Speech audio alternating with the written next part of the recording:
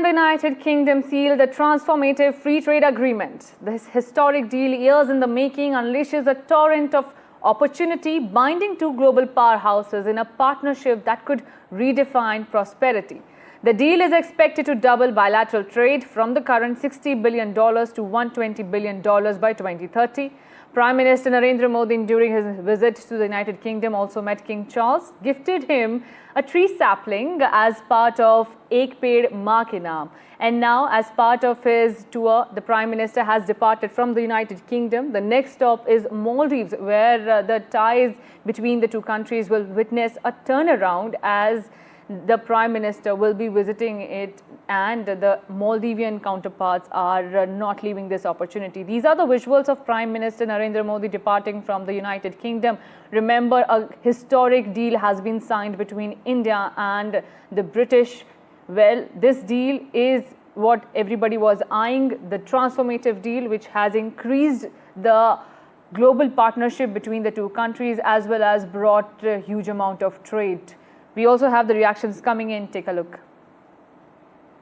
Look, and we both know this is the biggest and most economically significant trade deal that the UK has made since leaving the EU. And I think I can say that it's one of the most comprehensive deals that India has ever done. So thank you, Prime Minister, for your leadership and for your pragmatism. And I'd like to thank everybody who's worked so hard to get this deal over the line. We've entered a new global era, and that is one that requires us to step up, not to stand aside, to deliver for the British people by building deeper partnerships and alliances. And today is very much confirmation of that approach. Defence और security में साझेदारी के लिए defence industrial road map बनाया गया है. हमारी technology security initiative को और मजबूत करने पर काम किया जाएगा. It is our commitment that from AI to critical minerals, semiconductors to cyber security, we shall create the future together. Friends, Pahalgam में हुए आतंकवादी हमले की कठोर निंदा के लिए हम प्रधानमंत्री स्टारमर और उनकी सरकार का आभार व्यक्त करते हैं. हम एक मत हैं कि आतंकवाद के खिलाफ लड़ाई में दोहरे मापदंडों का कोई स्थान नहीं है. हम इस बात पर भी सहमत हैं कि एक्सट्रीमिस्ट विचारधारा वाली शक्तियों को डेमोक्रेटिक फ्रीडम का दुरुपयोग नहीं करने दिया जा सकता. Those who misuse democratic freedoms to undermine democracy itself must be held account. Economic offenders के प्रत्यार्पण के विषय पर भी हमारी एजेंसी सहयोग और समन्वय से काम करती रहेगी. And Prime Minister, after this historic visit to the United Kingdom, has left for Maldives. This visit is expected to build on the strong bilateral ties between the two nations, particularly in the context of India-Maldives joint vision for a comprehensive economic and maritime security partnership, which was adopted during President Muizu's visit to India in October 2024.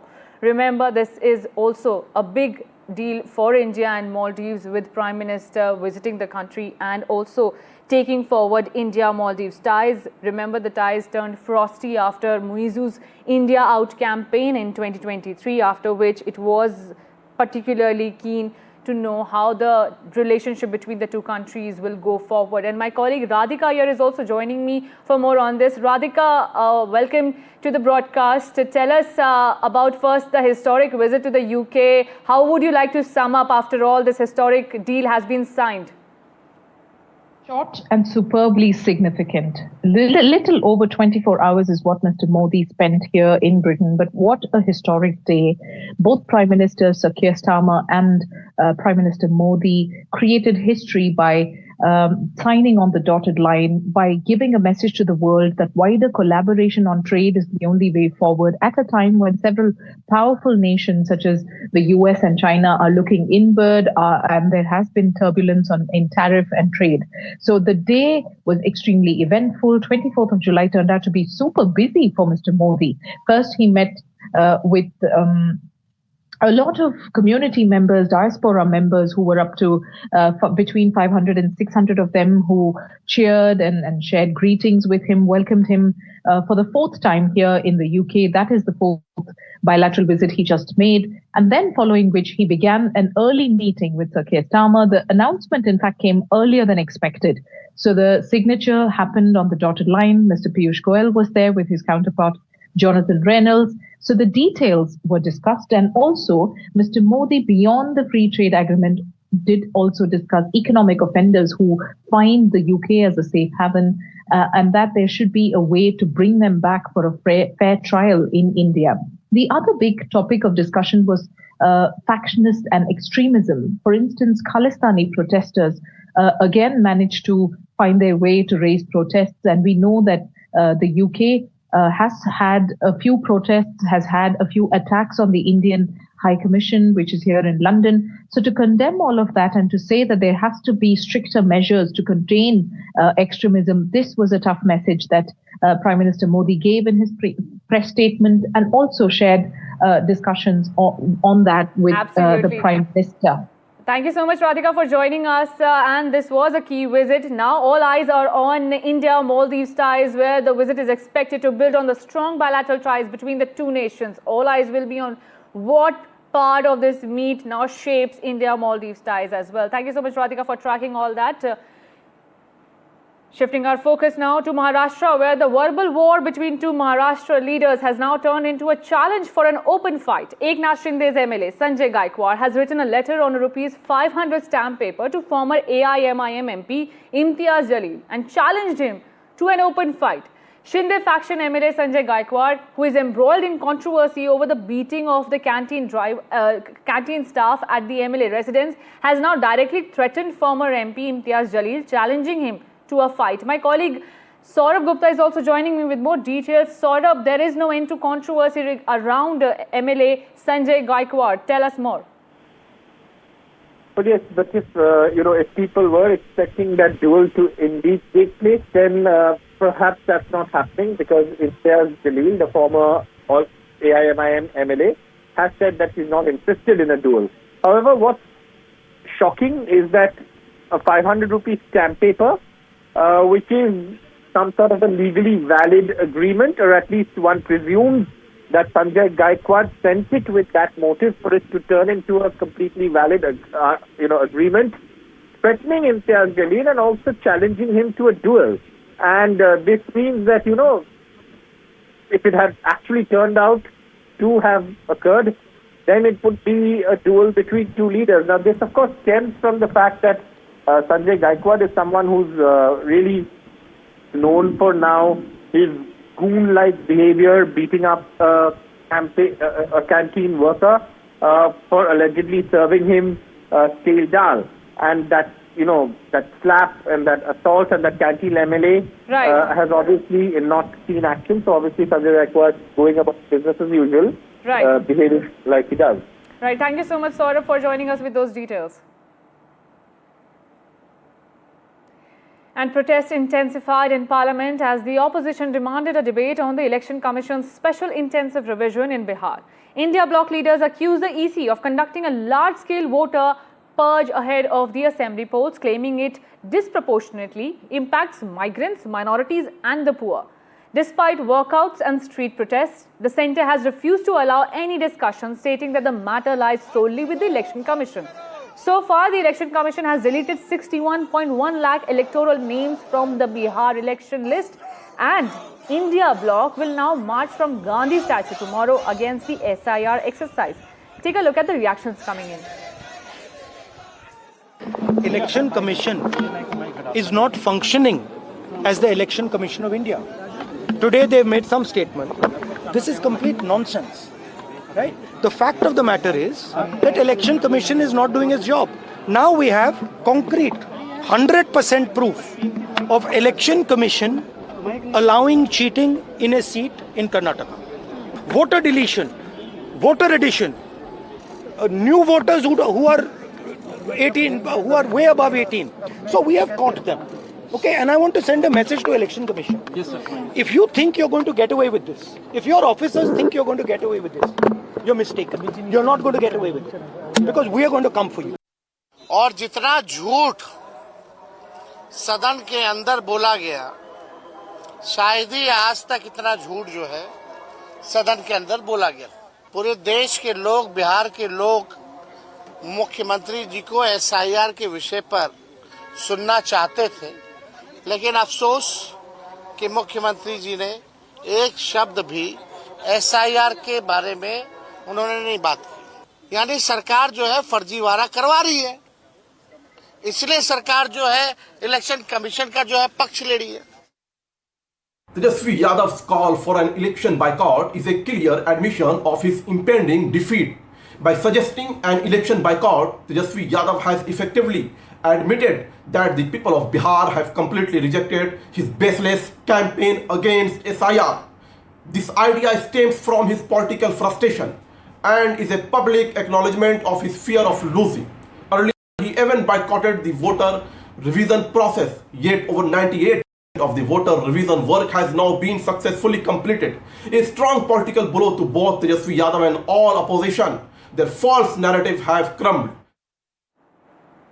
As part of the fallout regarding the Air India 171 Ahmedabad crash, now 112 pilots have taken sick leave. This comes after 4 days of the crash. Aviation Minister has informed Parliament that around 112 pilots have taken sick leave after the crash. The government says there is a spike in pilot leaves after the crash, as several of them are citing mental health issues, after which there are mental health programs in place set up by the government. My colleague Shiv is also joining me with details. Pilots have some of the most difficult jobs in the world. There is already, what we're reporting now is an increase in pilots taking sick leave just in the wake of what happened. Not unusual, you've heard both actually say. You can call it mass leave, even though there are thousands of pilots already in service with Air India. This was about 112 pilots who took leave. It's a big number, but operations were not badly hit. That we can, of course, confirm completely. There is a glare on mental stress and psychological impact, as is enunciated in that Parliament answer. There's already, remember, this glare on safety concerns and scrutiny as part of the larger investigation. There have been show cause notices that have been issued to Air India and various other cases in separate issues, of course. All of this has only increased the glare and anxiety in people's minds. Kannada actor Darshan is out on bail, and imagine what he's doing. He's shooting for his upcoming movie Devil. Why? Because he's out on bail. And who granted this bail? The Karnataka High Court. After the bail, the Supreme Court has blasted the Karnataka High Court, saying, how could a murder accused be out on a bail? There is some error in the judgment. The Supreme Court is now setting aside the decision whether Kannada actor Darshan should return to jail, having reserved its order on a petition challenging the High Court's bail order in a high-profile abduction, torture and murder case of Renuka Swamy, whom he allegedly tortured for 3 days before throwing his body into a ditch. Take a look at the reactions coming in. But before we toss to reactions, the case involves the murder of 33-year-old Renuka Swamy over social media posts against Pavitra Gowda, who is a friend of Kannada actor Darshan.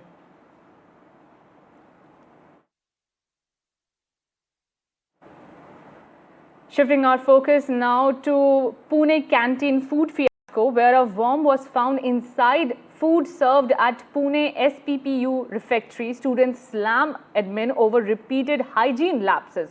Now, this worm was found in a food canteen area on the night of July 22. A student found a worm in the food served at the university canteen.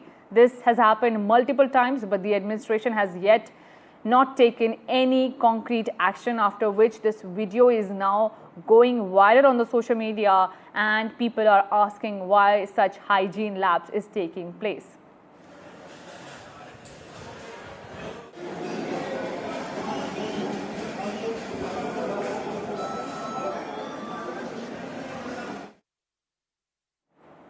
And shifting our focus to the dog menace that is being witnessed around the nation, and that's why NDTV is also running a campaign asking whether humans and dogs can coexist. Now, take a look at this video that is coming in. A woman was attacked by a pack of dogs. The 60-year-old woman had gone to her farm to get fodder for the animals. At the same time, a pack of dogs killed this woman. People are very angry about this matter in the area. This happened in UP's Bijnor. In the last 4 months, along with this woman, 2 other children were also killed by stray dogs in the same manner. Yasmin, a 5-year-old girl from Mohalla Fez colony, was also killed by dogs by tearing her apart. After this shocking incident from UP's Bijnor, there are multiple questions being raised whether stray dogs should be allowed to roam free. And now news coming in from Punjab, where a video of a policeman consuming drugs in Hoshiarpur is going viral. It is worth mentioning that the Punjab government has launched a war against drugs in the state. And look at these visuals. This is Punjab Cop and Punjab Punjab. The live visuals coming on your screens. Now, after this video went viral, the cop has been suspended. Remember, this was first broken on NDTV, and after which we have seen that the Punjab police has come into action and this cop has been suspended.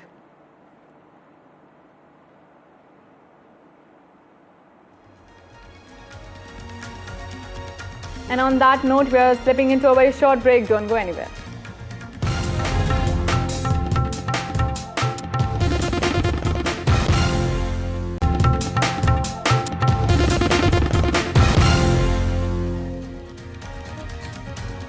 Shifting our focus now to international news that is coming in. Tensions between Thailand and Cambodia have erupted into violence, with both countries trading fire and launching airstrikes along their disputed border. The clashes, which began after a landmine blast near a temple, have resulted in civilian casualties and a dramatic escalation of a long simmering row. The conflict centers on a Emerald Triangle, a centuries-old fault line, and has sparked fears of further violence and instability in the region. My colleague Disha Bagchi brings us this report.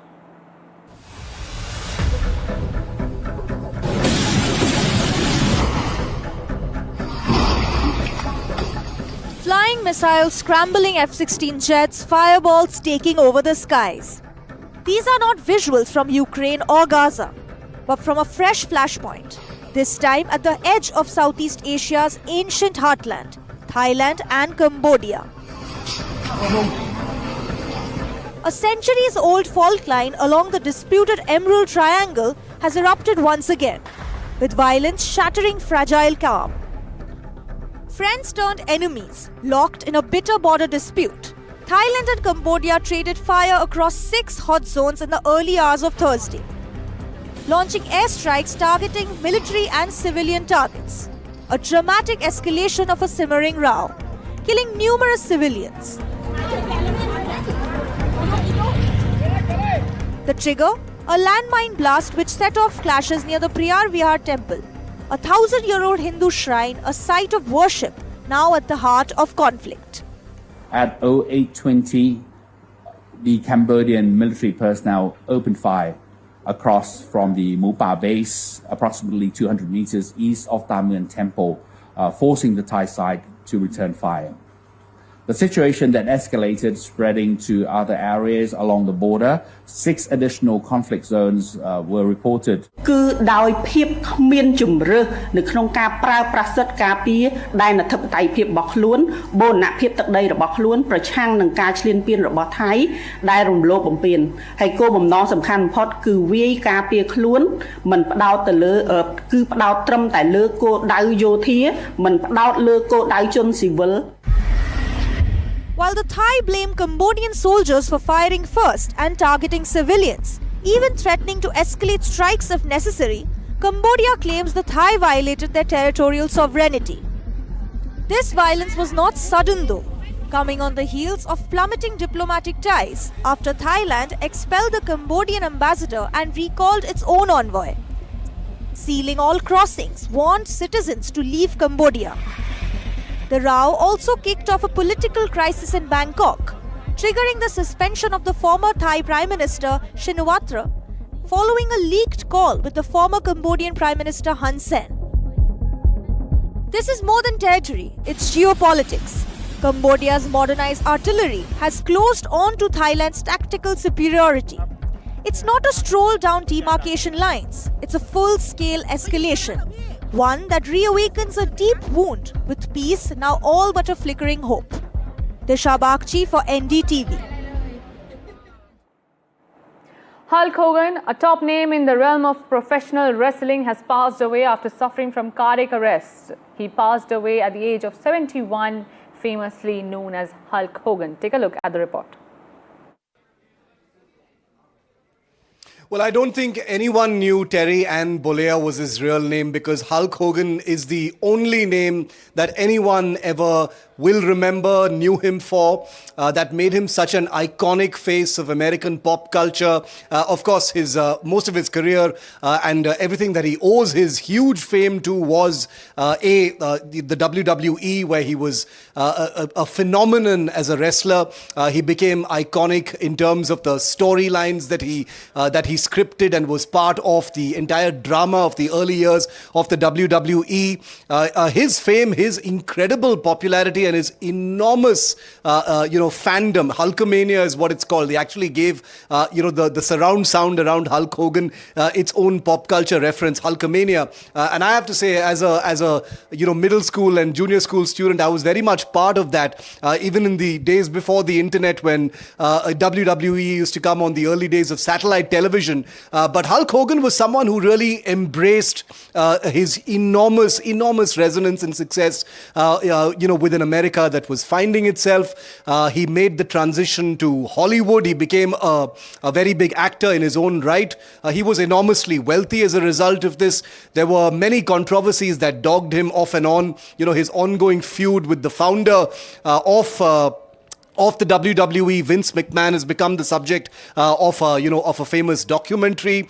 There was a famous defamation suit that he filed after videos of him and his girlfriend, were published by a digital news site in the early days of the internet, setting the laws for defamation going forward. But this was a man who was really larger than life. There was a reality show that was crafted around him and his entire family that gave his huge fan base a very homely sort of look at a phenomenon that was otherwise known as this ruthless warrior, the good guy as far as WWE was concerned. But Hulk Hogan was many things to many people. The iconic reds and yellows of what he wore became very typical Americana colors, representing the true blue American hero, as it were. But he did have a troubled life in many other ways as well.